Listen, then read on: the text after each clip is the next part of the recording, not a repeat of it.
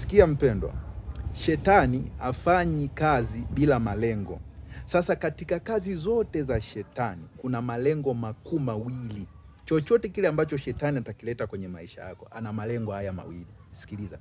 Jambo la kwanza, shetani amekusudia kukuzuia. Yaani katika yote, shetani amekusudia kukuzuia. Swala la kwanza ni kukuzuia wewe kwenda mbinguni. Swala la pili ni kukuzuia wewe kuishi maisha ya baraka hapa. Ndio maana ukisoma Yohana 10:10, mwizi haji ili achinje, aibe na aharibu. Kwa kazi yake ni kuharibu, kuchinja, yani kufanya vyovyote vile wewe, kukuzuia wewe usiyaishi mapenzi ya Mungu, kukuzuia wewe usiyaishi malengo ya Mungu, na malengo ya Mungu ni mema. Akishindwa hapo kukuzuia, yani kama wewe ukiwa mbishi, akishindwa kukuzuia, anakuja kwenye hatua ya pili, yani lengo lake la pili, kukuchelewesha. Yani kama wewe ndo msumbufu, basi atakuchelewesha. Yani unazunguka, mwisho wa siku unazunguka mlima huu, unazunguka tu, haufiki kwenye lengo ambalo Mungu amekusudia. Anakuchelewesha kwa mambo gani? Kwenye eneo la matumizi ya muda. Anakuchelewesha kwenye eneo gani? Kukupa watu ambao sio sahihi, yani kampani ya watu ambao sio sahihi. Kuchelewesha katika mambo gani?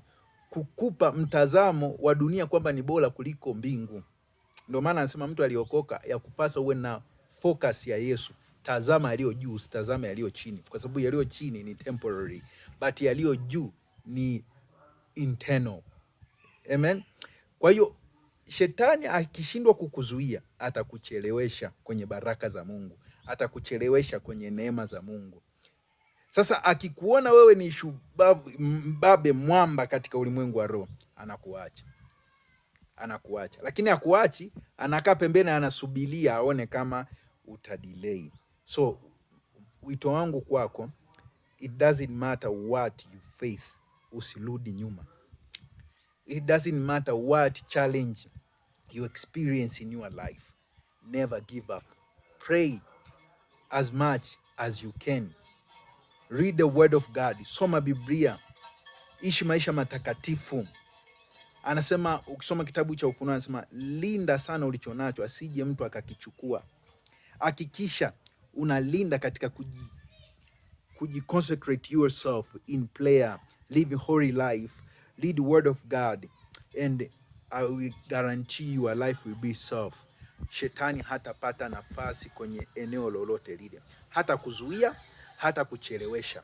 Kwa jina la Yesu na kuombea usizuiliwe na adui katika hiyo safari ya kuelekea mafanikio yako. Shetani akutane na moto ulao katika hiyo safari ya kuelekea kwenye ndoa yako. Shetani asikuzuie, shetani asikucheleweshe katika jina la Yesu. Tembea na moto wa Bwana. Maandiko matakatifu yanasema Mungu wetu ni moto ulao, na akikaa ndani yako unakuwa transformed, become the consuming fire. Wewe nenda ukijua kwamba wewe ni moto ulao, shetani hawezi kusogelea. Ulishaonaga wapi nzi anagusa chakula chenye moto? Hebu nenda katika huo moto, tembea katika huo moto, na Bwana atakuwaisha kwenye baraka zako, na Bwana atakufikishia kwenye kusudi la kuumbwa kwako. Jina la Bwana litukuzwe. Amen.